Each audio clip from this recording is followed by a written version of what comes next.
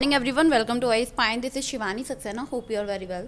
सो guys, आज की video में हम लोग बात करने वाले हैं चैप्टर नंबर 5 और चैप्टर नंबर 5 का नेम है जीवन की मौलिक इकाई। और जीवन की मौलिक इकाई क्या होती है? कोशिका होती है। जैसे कि मैंने आपको 6th क्लास 7th क्लास के बारे में कोशिका के बारे में बहुत ही अच्छे से डेफिनेशन दी थी। होप आपको बहुत ही अच्छे से याद होगी। तो आपको पता है कि कोशिका क्या होती है? जीवन की एक मौलिक इकाई कौन होता है? कोशिका होती है। कोशिका की खोज कैसे हुई, किसने की, इसके बारे में थोड़ी सी नॉलेज गेन कर लेता है। तो आपको पता है कि 1665 में क्या हुआ था? जो रॉबर्ट हुक थे, तो उन्होंने क्या किया था? कार को एक पतली एक तरीके से काट को उन्होंने खुद बनाया था और उसे सूक्ष्मदर्शी से देखा। और देखने के बाद में उन्हें पता चला कि जो मधुमक्खी जैसी जो संरचना दिखाई दी उसमें, तो जिसमें एक छोटे छोटे कोष्ठ भी थे, उसे ही क्या बोला गया? कोशिका बोला गया। कोशिका क्या होता है? एक कमरा होता है छोटा सा। क्या होता है? कोशिका एक छोटा सा कमरा होता है। और आप यहाँ पे देख पा रहे हैं, तो आपको यहाँ पे ये याद रखना है कि सभी जीवों की जो कोशिका से ही बने होते हैं, सभी जो जीव होते हैं वो कोशिका से ही बने होते हैं।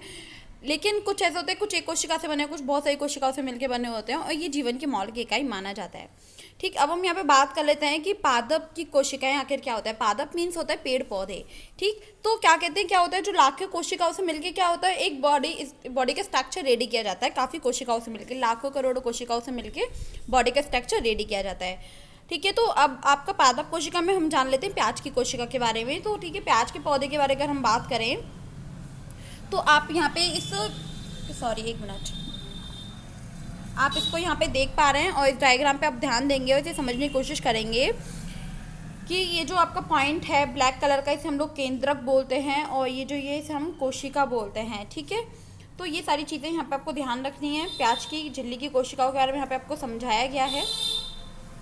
देन हम यहाँ पे बात करेंगे किसकी? एक हम जान लेंगे पौधे की। ठीक है, एक हम जान लेंगे पेड़ की जो पत्ती होती है उसकी कोशिका के बारे में। तो आप देखेंगे कि अगर पेड़ की जो पत्ती है वो पतली सी परत निकाल के उसे देखा जाए माइक्रोस्कोप की नीड से, ठीक है, तो वो आपको कुछ इस प्रकार से दिखाई देगी।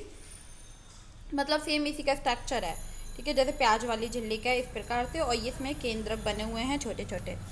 तो ये आपको कुछ इस प्रकार दिखेगी कि यहाँ पे जो बहुत सी कोशिकाएं हैं और एक दूसरे से जो कोशिकाएं हैं वो जुड़ी हुई हैं। अब जो आपका पॉइंट है उसे हम लोग क्या बोल रहे हैं? उसे हम लोग बोल रहे हैं केंद्रक। ठीक, क्या बोल रहे हैं? केंद्रक बोल रहे हैं।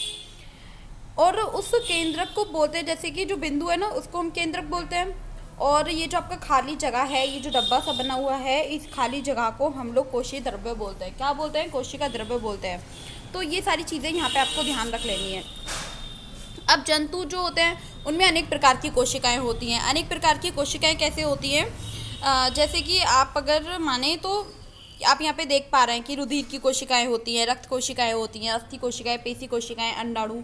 तो ये सारी चीज़ों के बारे में यहाँ पे काफ़ी अच्छे से डिस्कस करने वाला है। तो अगर हम जैसे हम बात करें कि जो भी रुधिर कोशिकाएं होती हैं, मतलब रक्त कोशिकाएं जो होती हैं वो क्या होती हैं, तो जो हमारा जो ब्लड होता है, ठीक है, वो इन्हीं कोशिकाओं से मिलके बना होता है, जिसे हम रुधिर कोशिकाएं बोलते हैं, रक्त कोशिकाएं बोलते हैं। ठीक, अब आता है आपका अस्थि कोशिकाएं। तो ये क्या होता है? तो आपको यहाँ पे समझ लेना है कि जो हड्डियाँ होती हैं वो इस प्रकार की कोशिका द्वारा ही बनाई जाती हैं, उसी लोग हम लोग क्या बोलते हैं? अस्थि कोशिकाएं बोलते हैं। अब आपका आता है पेशी कोशिकाएं। तो ये पेशी कोशिकाएं क्या होती हैं? मतलब जो हमारी मसल्स होती है ना, अब जो मसल्स हैं, ठीक है, मसल्स इस प्रकार की कोशिकाओं से मिलकर बनी होती हैं, तो हम उसे क्या बोलते हैं? चिकनी कोशिकाएं या फिर पेशी कोशिकाएं। अब आपका आता है अंडाणु। तो अंडाणु क्या होता है? ये मादा जनन कोशिकाएं होती हैं। ठीक है, मादा जनन कोशिकाएं हो गई। अब क्या होता है आपका वसा? वसा कोशिकाएं क्या होता है? तो अगर बताया जाए आपको, हमारी बॉडी में जो भी फैट होता है वो इस प्रकार की कोशिकाओं से मिलके ही बना होता है, तो हम लोग उसे क्या बोल रहे हैं? वसा कोशिका बोलते हैं। शुक्राणु जो जेंट्स में होता है, मेल में होता है। ठीक है, जो नर में जन्म कोशिका होती है उसे हम लोग क्या बोलते हैं? शुक्राणु बोलते हैं। लास्ट आपका आता है तंत्रिका तंत्र। तो तंत्रिका तंत्र क्या होता है? तंत्रिका तंत्र क्या होता है? आपको पता है कि जंतु में सबसे बड़ी जो कोशिका मानी जाती है वो तंत्रिका तंत्र ही होती है। तो ये सारी चीज़ें, ये सारे पॉइंट यहाँ पर आपको बहुत ही अच्छे से समझ आए होंगे, और अगर कोई भी डाउट है तो आप उसे कमेंट बॉक्स में क्लियर कर सकते हैं। ठीक है, अब हम बात करते हैं यहाँ पे जीवों का जो वर्गीकरण है वो कोशिकाओं की संख्या के आधार पर किया जाता है। जैसे कि मैंने आपको बताया था कि कुछ जीव ऐसे होते हैं जो एक कोशिका से मिलकर बने होते हैं, और कुछ ऐसे होते हैं जो बहुत सारी कोशिकाओं से बने होते हैं। तो इसके बारे में हम लोग बात कर लेते हैं। आपको यहाँ पे ये फोकस रखना है, जो एक कोशिकीय जीव होते हैं, जैसे कि हमने इसको 2 पार्ट में डिवाइड कर लिया, एक हो गया एक कोशिका, एक हो गया बहुकोशिकीय। तो जो एक कोशिकीय जीव होते हैं, मतलब एक जीव एक कोशिका से बने होते हैं, और कोशिका जो सभी कार्य करते हैं वो कोशिका द्वारा ही किए जाते हैं। और ये इसकी जो आयु होती है कोशिकीय जीव वालों की वो कम होती है। अगर बात करें हम लोग बहुकोशिकीय की, तो बहुकोशिकीय में क्या होता है कि ये जो जीव होते हैं वो एक से अधिक जो विभिन्न तरीके की कोशिकाएं होती हैं उनसे मिलकर बने होते हैं, और इनमें जो कार्य करने का विभाजन होता है, अलग अलग एक कोशिकाएं अलग अलग कार्य करती हैं, और इनकी जो आयु होती है वो अधिक होती है। लाइक एज अ उदाहरण बताया जाए आपको, तो मनुष्य, पेड़ पौधे, हाथी, चींटी आदि, तो ये सारे एग्जाम्पल्स बहुकोशिकीय के हैं। तो ये सारी बातें यहाँ पे आपको ध्यान रख लेनी है। अब कोशिका बनी किससे होती है?